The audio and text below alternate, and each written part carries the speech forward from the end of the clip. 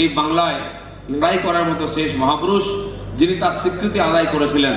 তারপরে কোনো নেতাকে আমরা পাইনি যিনি বাংলার মনীষী, এখানকার মেধা, এখানকার জ্ঞান, আধ্যাত্মিকতা দুনিয়া তথা বিশ্বের সামনে তুলে ধরে আমাদের সম্মান এনে দেবেন।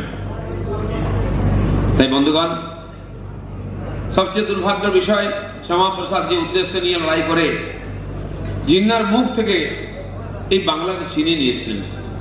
উনি জিন্নাকে বলেছিলেন, তুমি ভারত ভেঙেছো, পাকিস্তান করেছো, তুমি ভারত ভাগ করেছো, আমি পাকিস্তান ভাগ করে দেখাবো, এবং পূর্ব পাকিস্তান থেকে এই যে আমাদের আজকে পশ্চিমবঙ্গের এটাকে ছিনিয়ে নিয়ে এসেছিলেন। সেদিন স্লোগান উঠেছিল সারা ভারতবর্ষে। মৌলবাদীরা, মুসলিম লীগের লোকেরা বলেছিল, কান মে বিড়ি মুহ মে পান, লড়কে লেঙ্গে পাকিস্তান। আর ঠিক তাই, তারই প্রতিধ্বনি যেমন আজকেও শোনা যাচ্ছে যে বিজেপি আক্রান্ত হিন্দুদের পাশে দাঁড়াবার চেষ্টা করছে, সিপিএম, কংগ্রেস, টিএমসি এক হয়ে গেছে। সেদিনও সেই দৃশ্য আমরা দেখেছিলাম। কংগ্রেসের নেতারা বলেছিলেন, partition is a fantastic nonsense. Nehru বলেছিলেন, দেখা গেল উনি সবচেয়ে বড় ননসেন্স হয়ে গেলেন। গান্ধীজি বলেছিলেন, আমার মৃতদেহের উপরে দেশ ভাগ হবে। দেখলাম তিনি জীবন্ত থেকে ছাগলের দুধ খেতে থাকলেন, আমরা উদ্বাস্তু হয়ে গেলাম। আর কমিউনিস্টরা, সেই দেশদ্রোহী কমিউনিস্টরা চিরদিন ভারতের সঙ্গে বিশ্বাসঘাতকতা করেছে। তারা মুসলিম লীগের সঙ্গে লাল ঝান্ডা, সবুজ ঝান্ডা বেঁধে শহীদ মিনারে সভা করে জ্যোতিবাবু আর সোহরাবুদ্দি মিলিয়ে স্লোগান লাগালেন।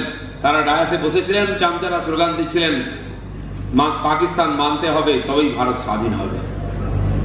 এই সমস্ত দেশদ্রোহীরা আজকেও ভারতবর্ষকে শোষণ শাসন করার চেষ্টা করছে, আমাদেরকে আবার বিপদগামী করার চেষ্টা করছে। ভারতের যে রাষ্ট্রবাদ, রাষ্ট্রীয়তার উত্থান হচ্ছে, তাকে চেপে দিয়ে বিদেশের দালালি করার জন্য চক্রান্ত করছে। তাই যখনই কখনো রাষ্ট্রীয়তার বিরুদ্ধে লড়াই হয়, ভারতীয়তা, হিন্দুত্বের বিরুদ্ধে লড়াই, এরা সবাই এক হয়ে যায়। সবার সুর দেখুন আবার এক হয়ে গেছে। আর আজকে এরা এক হয়েও ভারতবর্ষে কিছু ক্ষতি করতে পারবে না, কারণ আপনার মতো আমার মতো দেশভক্ত মানুষরা আজকে ভারতবর্ষের ক্ষমতা চালাচ্ছেন এবং এখানকার সংগঠন চালাচ্ছেন। বন্ধুগণ, শ্যামাপ্রসাদ আমাদের দেশ দিয়েছেন, আমাদের পরিচিতি দিয়েছেন, আমাদের আদর্শ দিয়েছেন, আমাদের লক্ষ্য দিয়েছেন। তার লক্ষ্য পৌঁছে তার আদর্শকে প্রতিপাদিত করার জন্য, তার স্বপ্নের ভারত তথা বাংলা গড়ার জন্য আমরা কাজ করছি। তিনি শিক্ষাবিদ ছিলেন, সবচেয়ে কম বয়সে 32 বছরে কলকাতা ইউনিভার্সিটির ভাইস চ্যান্সেলর হয়েছিলেন, এবং ভাইস চ্যান্সেলর হয়ে পিতার পদাঙ্ক অনুকরণ করেছিলেন। যেমন বাবা প্রথম এখানে বাংলা চালু করেছিলেন সেই ইংরেজির যুগে, এবং শ্যামাপ্রসাদ বোধহয় ইংরেজিতে MA পাস করার পরে তাকে বাধ্য করেছিলেন বাংলা MA পড়তে। প্রথম ব্যাচে ফার্স্ট ক্লাস পাস হয়েছিলেন উনি, করে দেখিয়েছিলেন শ্যামাপ্রসাদ। অঙ্ক তার খুব প্রিয় সাবজেক্ট ছিল, কিন্তু তাকে বাংলা পড়তে হয়েছিল বাবার জন্য। পরবর্তীকালে তিনি বাংলাকে চালু করেছিলেন। বহু মানুষের হস্টেলে চালু করে, এই যে সাপ্লিমেন্টারি, সেই কোনো ব্যাক হয়ে গেলে পেপার, সেই বছরে পরীক্ষা দেওয়ার সুযোগ এরকম বহু কাজ করেছেন। এত বিস্তৃত বলার সময় নেই। অরুণদা বলেছেন, আরো অনেকে বলবেন। আমাদের বিদ্রোহী কবি নজরুল, তিনি একজন মুসলমান ছিলেন। আজ শ্যামাপ্রসাদকে সাম্প্রদায়িক বলছেন কিছু অর্বাচীন এবং আর ধান্দাবাজ আইনজীবী, বারবার তার শব্দ প্রয়োগ হয়। কিন্তু নজরুল, যারা নজরুলের কবিতা ওড়ে নিজেকে বিপ্লবী প্রতিপাদিত করেন, যে বাংলাদেশ নজরুলকে রাষ্ট্রকবি করে বলে নিয়ে গেছিল, তারা রবীন্দ্রনাথের যে নজরুলকে বড় মনে করে, তারা নজরুলের শেষ সময় কেউ কাছে দাঁড়ায়নি, তাকে চলে আসতে হয়েছিল। তার শেষ সময় তাকে শ্যামাপ্রসাদ সেবা করেছিলেন, তার কাছে গেছিলেন, তিনি নিঃস্ব হয়ে গেছেন, তার চিকিৎসার ব্যবস্থা করেছেন, তার জন্য চাঁদা তুলতে বেরিয়েছিলেন। এরকম যখন প্রয়োজন হচ্ছে মানবতার জন্য তিনি দাঁড়িয়েছেন, তার মহান হৃদয়ের পরিচয় উনি দিয়েছেন। এই ধরনের বহু উন্নয়নমূলক কাজ এবং নূতন ঐতিহাসিক কাজ তিনি শুরু করেছিলেন।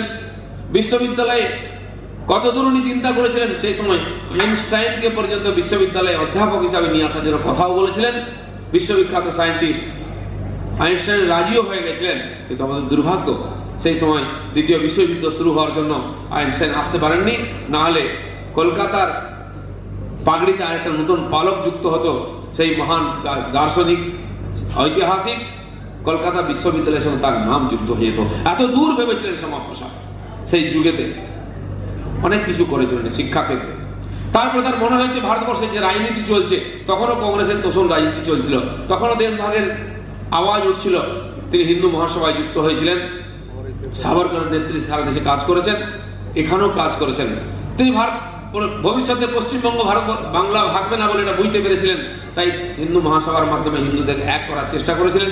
প্রথম যে বন্ধুসভা গঠন হয় পণ্ডিত নেহরুর নেতৃত্বে, তিনি সেখানে নির্বাচিত, ইলেক্টেড নয় সিলেক্টেড হিসাবে হিন্দু মহাসভা থেকে যুক্ত হয়ে শিল্পমন্ত্রী হয়েছিলেন। আজকে যে চিত্তরঞ্জনের লোকোমোটিভ ওয়ার্কস, সিন্ধির কারখানা, এরকম বহু শিল্প তিনি প্রতিষ্ঠা করে গেছিলেন। আজও দেশের সেবায় সেগুলো লাগছে। সেই দূরদর্শী নেতাকে আমরা ভারতবর্ষে কাউকে পাইনি আর। এবং পরবর্তীকালে সেখানেও মতান্তর হয়। ওনার মনে হয়েছে যে হিন্দু মহাসভা হিন্দুদের সমস্যা সমাধান করতে পারবে না এবং সারা ভারতবর্ষে হিন্দুদের সমৃদ্ধ করতে পারবে না, তাই নূতন পার্টি করার চেষ্টা করেন।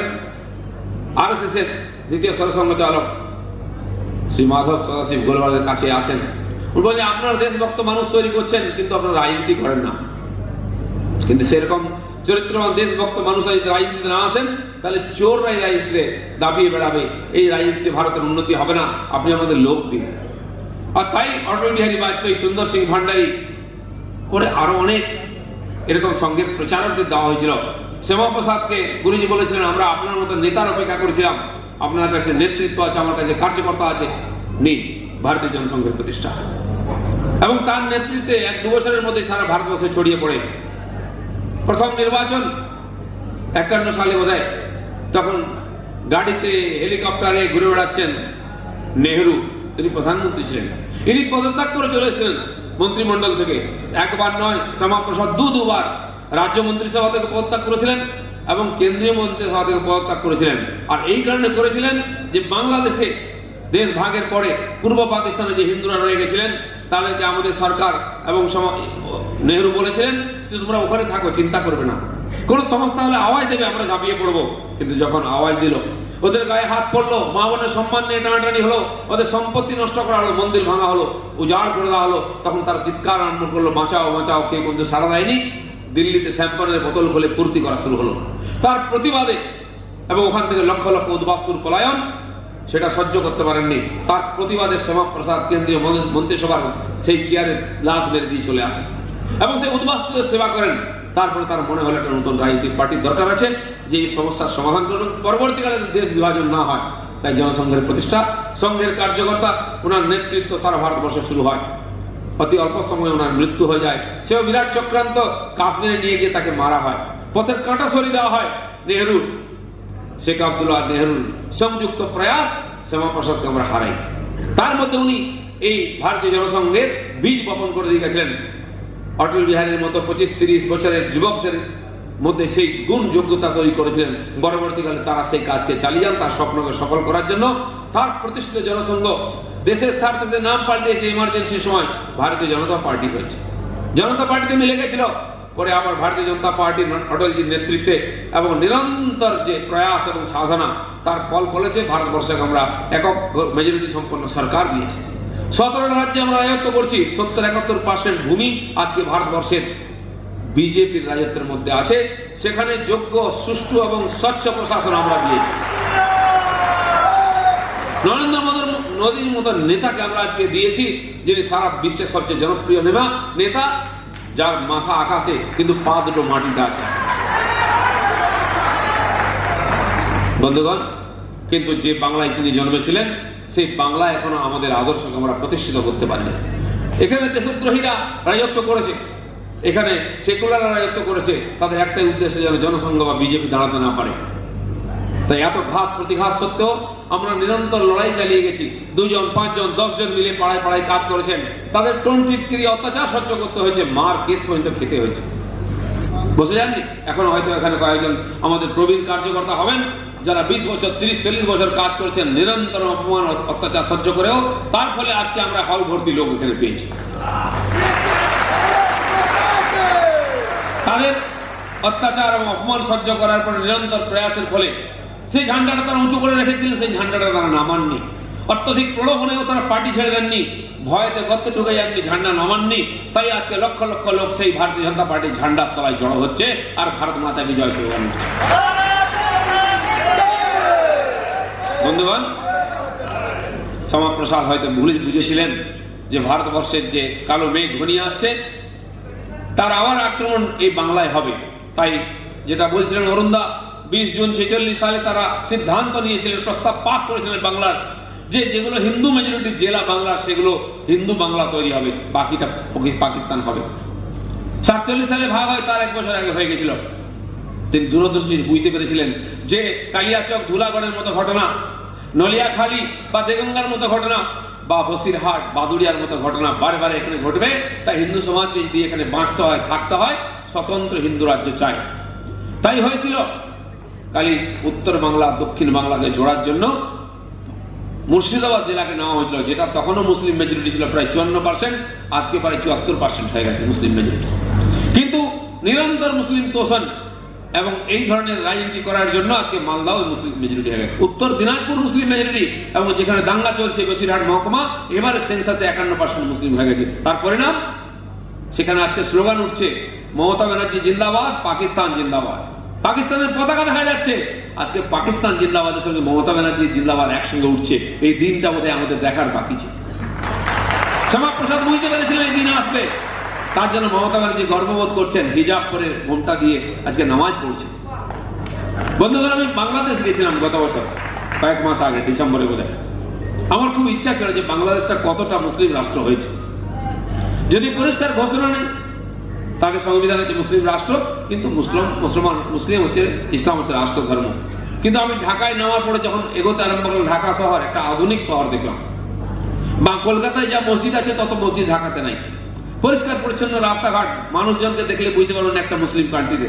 এত বোরখা নেই, এত দাড়ি নেই, এত লুঙ্গি নাই। আরো মজা, আমি যখন ঢুকলাম দেখলাম ওখানকার প্রধানমন্ত্রী একজন মহিলা, তিনি ধর্মের মুসলিম।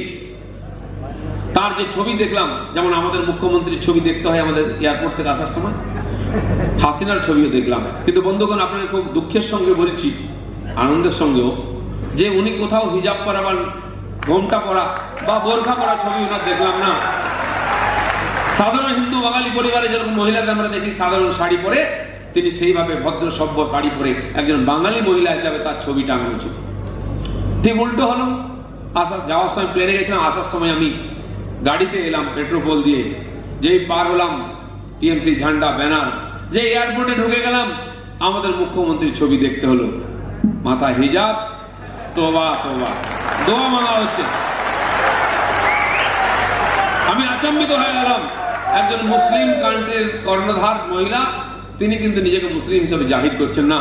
হিন্দু ভারতবর্ষ, হিন্দু মেজরিটি, হিন্দু পরিবারের সঙ্গে জন্মেছেন, বাঙালি ব্রাহ্মণের মহিলা, অবিবাহিত বলেন নিজেকে, তিনি ঘোমটা দিয়ে নিজেকে মুসলমান প্রতিপন্ন করার চেষ্টা করছেন। কাদের জন্য? এখানে রহস্য লুকিয়ে আছে। এই যে চালাকি, বদমাইশি, এর ফলে একবার আমাদের দেশ ভাগ হয়েছে। আজকে মুসলিম মেজরিটি হতে যাচ্ছে জেলার পর জেলা, তার ফলে দাঙ্গার পর দাঙ্গা হচ্ছে। সেই দাঙ্গাকে বন্ধ করার কোনো আন্তরিক প্রয়াস নেই। আমাদের সরকার নরেন্দ্র মোদী, যিনি ভারতবর্ষের প্রাচীন সমস্ত সমস্যাকে সমাধান করার চেষ্টা করছেন, তার পূর্বসূরি অটল বিহারী বাজপেয়ী কাবেরী জল বিবাদ বন্ধ করে দিয়েছিলেন। দুটি কংগ্রেসই রাজ্যের মধ্যে লড়াই হতো, জল কেলি রাজনীতি হতো, তিনি দুজনকে ডেকে বুঝিয়েছিলেন, তারপরের দিন সমাধান হয়ে গেল। কংগ্রেসও সমাধান করেনি। ঠিক সেই পরম্পরাকে নিয়ে আজকে মোদীজি বাংলাদেশের সঙ্গে অনেক দিনের পেন্ডিং ছিটমহল সমস্যা এক কথায় সমাধান করে দিলেন। তো তাই নয়, পাকিস্তানের সঙ্গে যে সমস্যা, সে সমস্যা সমাধান করতে নিজে কোনো প্রোটোকল না মেনে প্লেন নিয়ে চলে গেছেন, আর নয় শরীফের বাড়িতেও চলে গেছেন। এত দূর করেছেন উনি, কেন? পড়োশির সঙ্গে লড়াই করলে দুজনের ক্ষতি। কিন্তু পাকিস্তান जो है कि मानता ही नहीं, इसके मनाने की व्यवस्था हो रही है। अब इजराइल जाते ही शरीफ, वहां नाम का शरीफ है लेकिन आदमी शरीफ नहीं है, उनका काम खड़ा हो गया है। अब उल्टा गिनती शुरू हो गया पाकिस्तान का। अब क्या होगा? इजराइल के लोग क्या बोल रहे हैं कि हिंदुस्तान और इजराइल का दोस्ती भगवान ने बनाया, स्वर्ग से बन के आया है, वहां के लोग मानते हैं। वहां के नेतन्याहू वो बोलते हैं मेरे देश में स्वागत है मेरे दोस्त, हिंदी में बोलते हैं। मोदी को स्वागत करते हैं, गले लगाते हैं। लगता है कि सारा दुनिया हमको अपनाने के लिए तैयार है।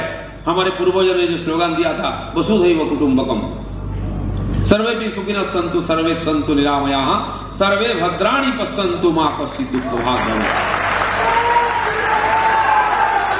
इस प्रकार प्रार्थना करने वाले, इस प्रकार आशा करने वाले कि दुनिया के सारे लोग सुखी हो, कोई बीमार ना हो, कोई खराब दृश्य को ना देखे, कोई दुखी ना हो, कोई कष्ट ना पाए, इस प्रकार प्रार्थना करने वाले, मानने वाले केवल हमारे देश के लोग, हमारे पूर्वज थे। उसी परंपरा को निभाते हुए नरेंद्र मोदी ने सारा दुनिया को वसुधैव कुटुंबकम, दुनिया के सारे लोग हमारे रिश्तेदार हैं, ऐसा मानने वाले हैं। इसलिए दुनिया में कहीं भी जाते हैं लोगों को गले लगाते हैं, और कितने बड़े प्रॉब्लम क्यों ना हो, कितना बड़ा नेता क्यों ना हो, वो झुक जाता है।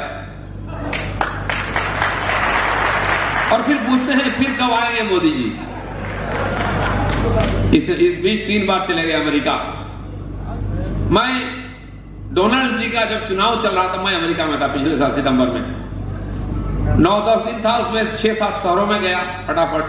वहां अपने जो देश के लोग हैं, भारतीय हैं और बंगाल के लोग विशेष करके, सब जगह उनके साथ बैठक किया। बस इतना ही देखने गया था। और शिकागो गया स्वामी विवेकानंद जी का जो भाषण देना, ऐतिहासिक जगह दर्शन करने के लिए। उसमें मुझे अपने वहां के कार्यकर्ता एक जगह ले गए, सी बीच में, पत्थर का ऊपर, बोले वहां थोड़ा सा बैठिए आप। बहुत सुंदर जगह था जहां स्वामी विवेकानंद पहले बार भाषण दिए थे। अमिस्कोम बोल के एक छोटा सा गांव है, वहां एक छोटा सा चर्च है। स्वामी जी पहले गए थे शिकागो, वहां से बैक करके आ गए थे वहां मिल्टन। तो वहां पर रहते हुए उस चर्च में जाके पहली भाषण हुई थी उनको, वो देखने गए हम 40 किलोमीटर मिल्टन से, बोस्टन के पास। तो समुद्र किनारे गया, मैं वहां बैठा, बहुत अच्छा लगा। तो मुझे वहां के कान में बोला कि मोदी जी जब यहाँ आते थे पिछले 25 साल से, हमारे यहाँ रहते थे, और वो यहाँ के इस समुद्र के किनारे से पत्थर पर बैठकर ध्यान करते थे। वो जगह मुझे देखने को मौका मिला, ये मेरे सौभाग्य है। और साथ दोनों नरेंद्र मोदी जहां ध्यान करते थे वो, और जहां भाषण दिए नरेंद्र दत्त स्वामी विवेकानंद, वो दोनों पास एक ही गांव में, वो देखने को मौका मिला। तो वहां के लोग बोल रहे थे, भैया क्या होगा चुनाव में? बोला बस ट्रंप जीतेगा। लेकिन सार्वे उल्टा बोल रहा था कि हिलारी जीतेगी। जहां भी गया मैं, New York, new Jersey, Boston, buffalo, जहां भी गया 5-8-10 सिटी में, सब जगह वही था कि ट्रंप जीतेगा और भारतीय सारे ट्रंप को वोट करेंगे। तो मैं जब एयरपोर्ट से जा रहा था, मेरे जो मित्र हैं रिपोर्टर, बोले क्यों जा रहे हैं अमेरिका? मैंने बोला ट्रंप को जिताने जा रहा हूं। तो मैं जब वापिस आकर मुझे क्या हो गया, बोले अब तो होने ही वाला है, रिजल्ट देखिए। मुझे भी लगा था कि ट्रंप जीतेगा, पूरा उल्टा हो गया मामला। क्यों? सारा भारतीय ट्रंप को जिताया, ऐसा बोल्ड। ट्रंप क्या बोला? दोनों का प्रचार चल रहा था उस समय।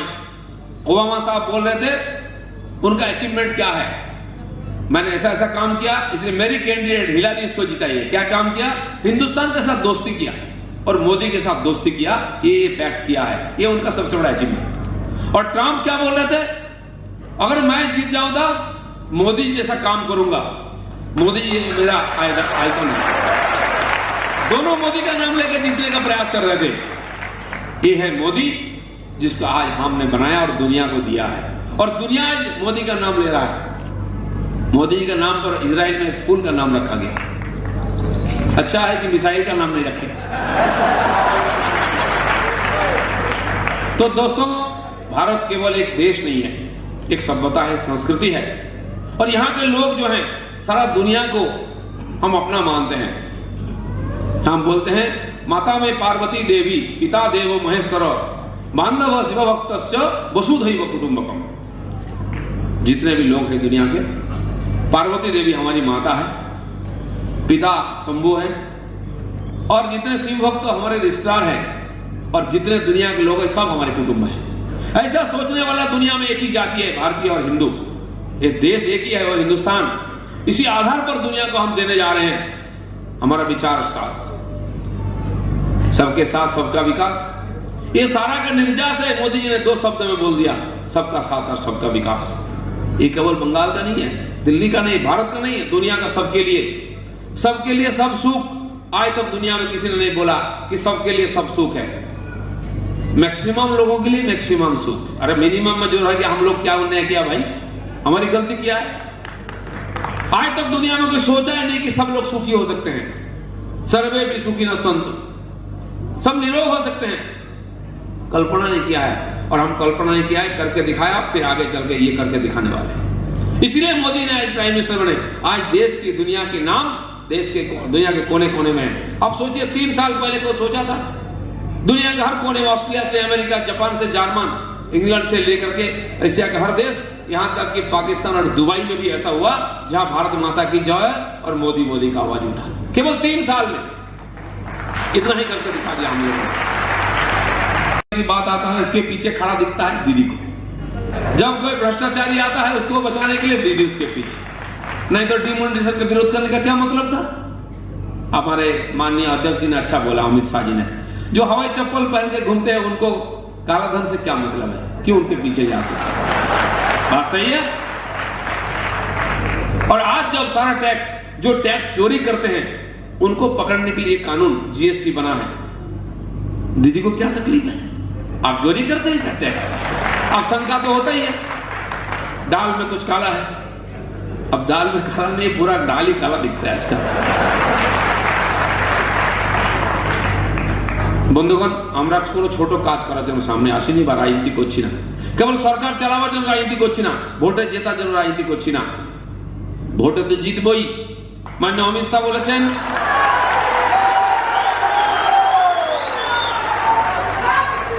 বলেছেন, যে আমরা প্রথমবার লোকের কাছে ভোট চাইতে যাই, জিতে যাওয়ার পর আর ভোট চাই না, তার মানে লোককে ভুলে যাই না, তাহলে লোক নিজের থেকেই ভোট দেয় আমাদের কাজ দেখে। এটা হচ্ছে ভারতীয় জনতা পার্টি।